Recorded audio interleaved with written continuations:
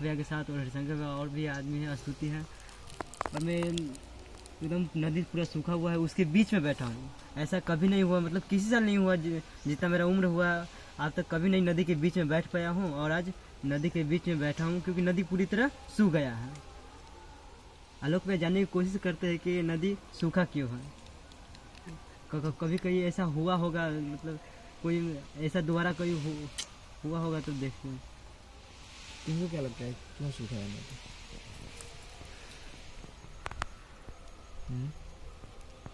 मतलब बारिश, मतलब कई लोग बताते हैं गांव में कि इस बार बारिश नहीं हुई है, लेकिन ऐसा कई दफ़े हुआ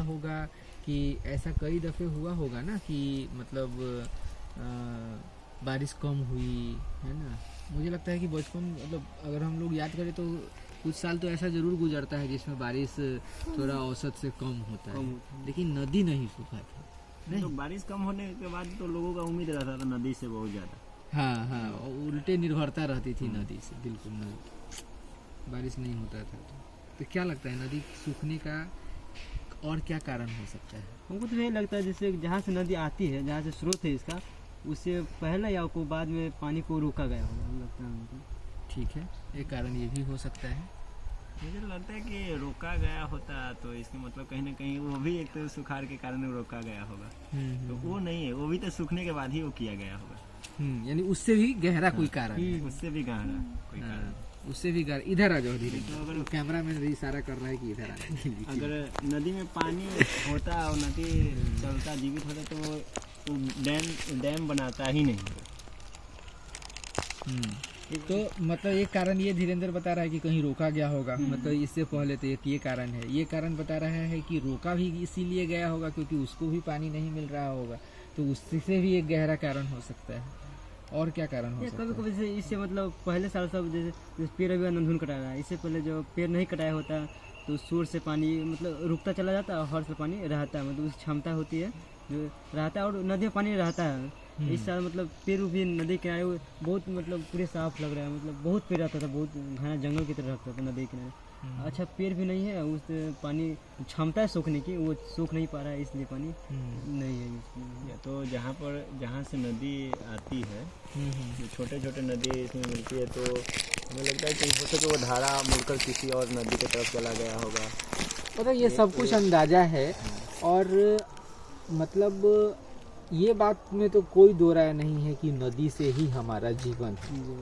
मतलब नदी केवल पानी को गुजरने का एक रास्ता नहीं होता है, नदी एक पूरा का पूरा सिस्टम होता है। नदी के भरोसे जो है आप देखो कि कितने रंग बिरंग के छोटे छोटे पौधे हैं, रंग बिरंग के जीव है ना, कितने तरीके का जीव हम यहाँ देख रहे हैं ना, जो शायद नदी नहीं मतलब इतना नदी का जो ये सरफेस है ये एक्सपोज्ड नहीं रहता, ये खुला नहीं रहता तो हम देख भी नहीं पाते। और इसके किनारे कितने प्रकार के पेड़ पौधे, मतलब कि घास फूस और कितने प्रकार के जीव जंतु जो है यहाँ पे नदी के भरोसे जो है पनपता है। फिर अगर हम लोग अपनी बात करें तो हमारा जितना वाटर सिस्टम है ना, चाहे वो नदी चाहे वो तालाब है, ये इवन जो ग्राउंड वाटर है, इसको रिचार्ज करने में अगर सबसे बड़ी भूमिका निभाती है तो वो ये नदी निभाती है ना। हम लोग अभी कुछ देर पहले बात कर रहे थे ना कि नदी केवल ऊपर बहती हुई दिखती है, लेकिन नदी केवल ऊपर नहीं बह रही है, नदी अपने सतह के नीचे भी बह रही है। और जब वो पानी लाती है तो उसी पानी से जो है और भी नीचे का जो मतलब भूगर्भीय सरिता है, मतलब जमीन के अंदर का जो छोटा छोटा जल प्रणाली है वो सब रिचार्ज होता है। अब ये सूख गया है तो ये बड़ा स्वाभाविक है कि हमारे चापाकल से पानी नहीं आ रहा है। इस साल नहीं भी है ना, इस साल आ ही नहीं रहा है ना, बिल्कुल आ ही नहीं रहा, गाँव का पूरे ग्राउंड वाटर ये है। मतलब हम लोग सर्वे किए थे तो करीब करीब कितने की संख्या में चापाकल था? लगभग 200 कुछ। मतलब तब तक मैं निकालता हूँ उस सर्वे के डेटा को और हम लोग फिर बात करते हैं। लेकिन यार तो और क्या लगता है, और क्या कारण होगा ये नदी सूखने का, और क्या हो सकता है? जैसे अब नदी सूखा तो उसके बाद क्या क्या हो सकता है, क्या क्या चीज भुगतना पड़ सकता है? मतलब दुनिया में सैकड़ों तरीके की परेशानी है ना, सैकड़ों तरीके की संकट है। हमारे अपने निजी जीवन की इतनी झमेले हैं, है ना, कि हम हमारा करियर का क्या होगा, आजीविका का क्या होगा, लेकिन इस सब के बीच जो ये संकट है, क्या नहीं तुम लोगों को लगता है कि ये एक ऐसा संकट है जो हमारे होने पे ही सवाल खड़ा कर रहा है कि हम बचेंगे कि नहीं बचेंगे, या कैसे बचेंगे? ये संकट जो खाली मनुष्य के लिए नहीं है, ये सभी प्राणी के लिए है। मतलब जितना जानवर है, उतना जितना पक्षी है, सबके लिए है। आज बंसुअर वहाँ जा रही थी तो मतलब पानी के खोज में उस तरफ जा रहा था, क्योंकि इस तरफ पानी नहीं है। वहाँ एक थोड़ा सा मन है तो उसमें पानी इकट्ठा थोड़ा सा है, तो उसी पानी पी जाएगा। बिल्कुल बिल्कुल। मतलब हमारे गांव में जो है लगभग 70% से ऊपर जो है चापाकल से बिल्कुल पानी नहीं आ रहा है। थोड़ा बहुत पानी आता भी है, आ भी रहा है, तो मतलब थोड़ा बहुत आ रहा है, बहुत मेहनत करना पड़ता है, बहुत चलाते हैं तो एक लोटा पानी भरता है। मतलब हम जो है कल जो है अरुण कुमार जी से बात हो रही थी, है ना। अरुण कुमार जी जो यहीं पास के एक सिंहवाहिनी पंचायत के मुखिया हैं, और उनकी पत्नी भी भूतपूर्व मुखिया हुआ करती थी, सुश्री ऋतु जायसवाल जी। उनसे बात हो रही थी। इससे पहले जो है राम शरण अग्रवाल जी से बात हुई, जिनकी बहुत बड़ी भूमिका रही लखनदेई नदी को बचाने में, लखनदेई नदी को पुनर्जीवित करने में। उन लोगों से बात करके क्या लगा मेरे को कि वो लोग बता रहे थे कि हमारी जो नदी है वो नेपाल के तराई से आती है। तो जो जहाँ पे अभी हम बैठे हुए हैं, ये नदी के एकदम बीच में, नदी के धार के बिल्कुल मध्य में बैठे हुए हैं, और इधर दक्षिण की तरफ नदी जाती है, इधर उत्तर से नदी आती है। तो ये नेपाल के तराई क्षेत्र से नदी आती है। तो अरुण कुमार जी से बात हो रही थी तो इस क्षेत्र का भूगोल बड़ा अच्छा से वो समझा रहे थे कि नेपाल का जो तराई का क्षेत्र है वो ऐसे ढलवा क्षेत्र है, मतलब कि ऐसे ढलवा क्षेत्र है, और हम यहाँ पे हैं ऐसे, मतलब हम एक तस्तरी नुमा, मतलब एक तस्तरी को समझ लो कि एक कड़ाही को, तस्तरी को अगर हम पलट के रख दे तो जो ऐसे हो जाएगा, वहां पे हम हैं। और नेपाल का तराई ऐसे है। तो नेपाल में जब बारिश होता है तो सीधे पानी जो है, नेपाल का जो ये ज्योग्राफिकल क्षेत्र है, तराई का जो क्षेत्र है, वो उस पानी को रोक ही नहीं पाता है, क्योंकि वो तो ढलवा क्षेत्र है, तो सीधे हमारे यहाँ आ जाता है। इसीलिए हमारे यहाँ फ्लैश फ्लड आता रहा है, मतलब पानी बाढ़ आया, 2-3-4 दिन रहा और निकल गया, है ना। हमारे यहाँ का यही कहानी रहा है। और उसी क्रम में नदियाँ भर जाती थी, नदियाँ भरी रहती थी, तालाब भर जाता था, पूरा भूगर्भीय जल रिचार्ज हो जाता था। अभी क्या हो रहा है, और इसके बाद उन तराई क्षेत्र में, नेपाल का जो ये वाला क्षेत्र है तराई का, इसमें बहुत घना जंगल हुआ करता था, है ना। अब ऐसा, मतलब जैसे रामशरण अग्रवाल जी ने बताया, मेरे को देखने का अवसर नहीं मिला है अभी, लेकिन बुजुर्गों की और विद्वानों की बात पे अगर हम यकीन करें, क्योंकि यही वही स्रोत है हमारे लिए समझने का, कि उस जंगल की वजह से नेपाल के तराई क्षेत्र का जो वाटर रिटेंशन कैपेसिटी 2-3% होना चाहिए, वो लगभग 28 से 30% होता था। मतलब पानी जब वहाँ गिरती थी तो वो जंगल उस पानी को रोक लेता था अपने तरीके से, क्योंकि जंगल होता है, पेड़ होता है, वो धीरे धीरे पानी की गति को रोक लेता है, धीरे धीरे पानी जाता है। तो जब गति को रोकता है तो वहाँ का भी जो मतलब जल स्रोत है वो रिचार्ज हो पाता है, और उसी से पानी रिस रिस के सालों भर नदियों में आती रहती। अब नेपाल में भी विकास चाहिए, है ना। विकास तो ऐसा नहीं है कि हमें ही चाहिए, नेपाल में भी विकास चाहिए। तो ये विकास का जो भूत है वो नेपाल के तराई क्षेत्र में भी फैला है, मतलब वो भूत तो जो है सबको लगना शुरू हो ही गया है। अब उस चक्कर में हो क्या रहा है कि नेपाल के तराई क्षेत्र का जंगल कट रहा है।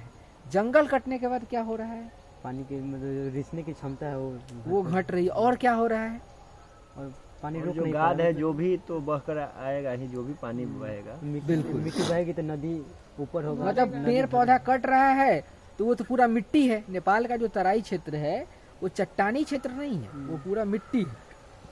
अब वो मिट्टी जो है एक्सपोज हो जा है पूरा, उसको रोकने के लिए जो झाड़ियाँ हो चाहिए थी, जो जंगल चाहिए था, वो तो है नहीं, वो तो कट रहा है। तो बारिश होता है, पूरा मिट्टी को धोकर के नदी के माध्यम से पूरा, देखो हमारा नदी कितना उथला है अभी, बहुत गहरा था। मतलब हम अपने बाबा सबसे सुनते हैं कि पहले तो मेरे बाबा लगभग 85 से 90 के बीच का उम्र होगा। उनके जीवन में जो है नदी कभी नहीं सूखी थी, उनके जीवन में भी पहली बार नदी सूखी। मतलब उनके भी स्मृति में कभी ऐसा नहीं है कि नदी सूखी है बोलते थे ना? पानी कम हो जाता था, थोड़ा बहुत हाँ। पानी बहता रहता है किसी न किसी। बिल्कुल पूरी तरह सूख नहीं सूखता पाया नहीं जिस तरह था इस इस तरह। साल हुआ है, बिल्कुल। कोई नहीं होता। बिल्कुल। और मतलब वो पेड़ कटा तो नदियाँ गाज से भरने लगी। अब देखो नदी पूरा भरा हुआ है एकदम, है ना? अब इस गाद और गंगा में भी वही हाल हो रहा है।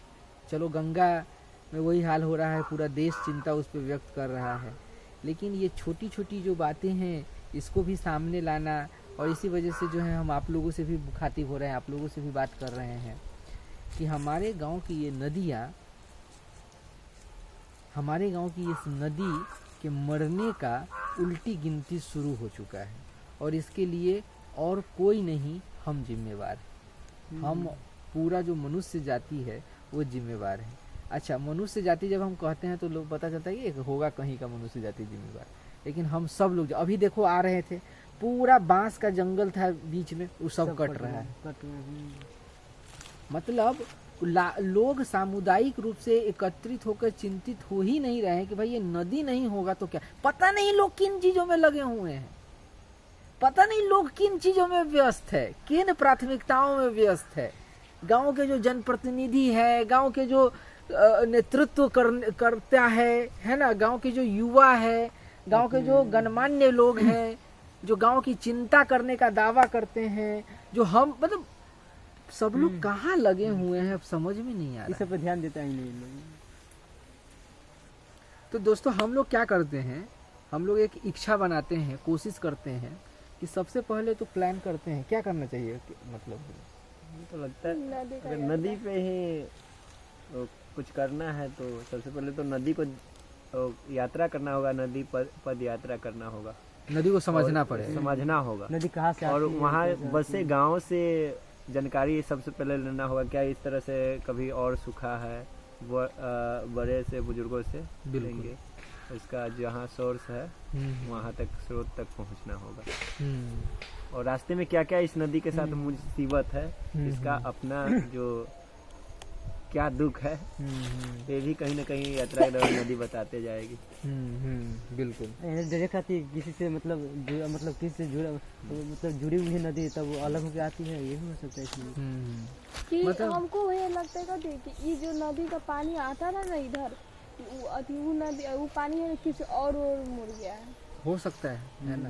दूसरे अब जैसे देखो कल अरुण सर बता रहे थे कि कचहरीपुर में सुलिस गेट बना दिया है ना। अब कचहरीपुर तक पानी रोक के जो है लोग जो है बनाएगा, खेती करेगा बढ़िया सा, उसके बाद लोग प्यासे मरेगा, है ना। तो ये जो है ना, ये बिना सोचे समझे कोई विकास परियोजना लाना, लोगों का उसमें रुचि नहीं होना, लोगों का के साथ संवाद नहीं होना, मतलब कि ये सब कुछ जो है ना एकदम स्थिति को बिगाड़ के रख दिया है ना। सही बात है। तो हम लोग ऐसा प्लान करते हैं होली के बाद, है ना, कि एक बार नदी को समझने के लिए, और नदी पे जो जनजीवन आश्रित है वो कैसे इसको देख रहा है, उसको समझने के लिए और उससे संवाद करने के लिए एक पदयात्रा जैसा कुछ करते हैं।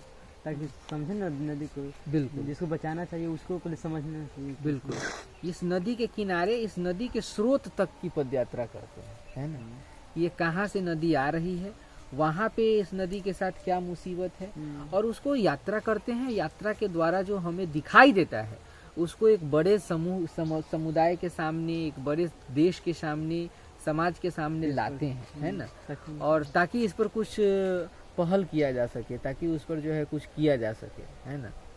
हम लोग तो घोड़गद्दर और नील गाय को तो इस लायक छोड़े नहीं कि वो नदी बचाएगा, वो तो बेचारा परेशान है इस हम सब से। पानी के लिए हम ही लोग जो है इसके करता धरता है। मनुष्य ही सबसे जो है सब चीज को तहस नहस किया हुआ है ना। वही अपने आप को सबसे बुद्धिमान प्राणी मानता है, तो उसी को कुछ न कुछ पहल करना पड़ेगा, है ना।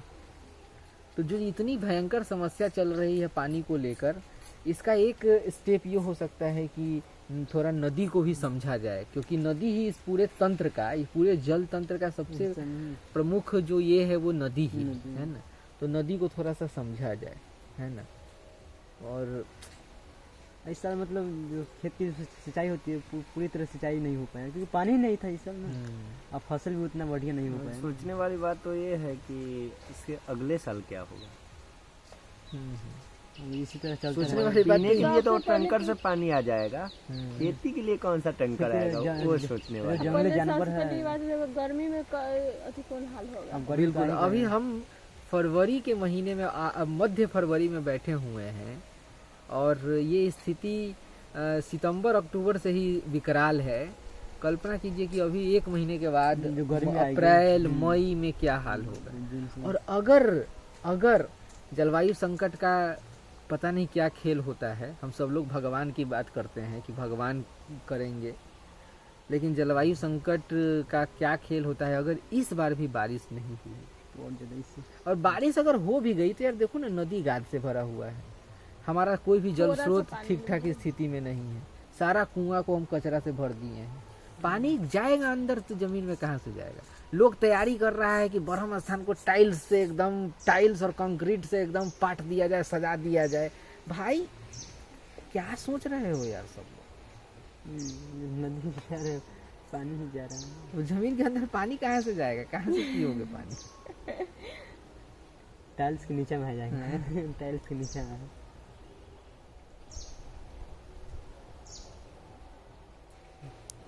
चलो, है ना। अगर आप इस वीडियो को देख रहे हैं तो ये यहाँ पे बैठा हुआ ये धीरेंद्र, मेरा, हरिशंकर, स्तुति और कैमरे के पीछे जो वह है चिंटू, उसकी चिंता नहीं है, हम सबकी साझी चिंता है। और हम सब लोग बस ये बात कर पा रहे हैं। आप सब लोग भी अपने जीवन में व्यस्त हैं, कुछ न कुछ ढंग का करने की कोशिश कर रहे हैं, लेकिन आप सब लोगों का सहयोग चाहिए, आप सब लोगों की आवाज़ चाहिए। और अगर आप किसी भी रूप में इस मुहिम से जुड़ना चाहते हैं, हम लोग पानी को लेकर समुदाय को जागरूक करने का, समुदाय को इकट्ठा करने का, वार्ड सभा, ग्राम सभा को सक्रिय करने का प्रयास कर रहे हैं। और साथ ही साथ हम ये भी प्लान कर रहे हैं कि इस नदी के किनारे जितने भी गांव हैं उन सब की यात्रा की जाए आने वाले दिनों में। संभवतः अगर सब कुछ ठीक रहा और हम अपने हम खुद को और संसाधन को प्रबंधित कर सके तो होली के बाद ही हम यात्रा शुरू करेंगे। और अगर आप इस यात्रा से जुड़ना चाहते हैं, इस यात्रा को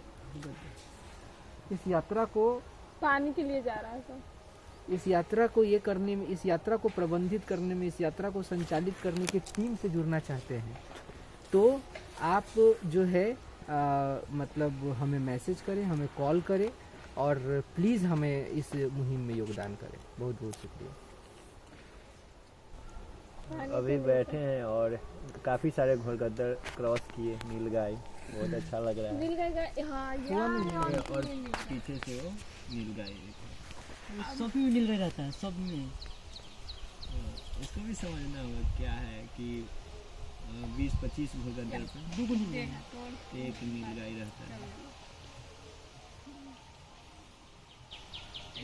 देखो थोड़ा देर हम यहाँ बैठे हैं तो कितना चीज़ जानकारी मिल रहा है ना।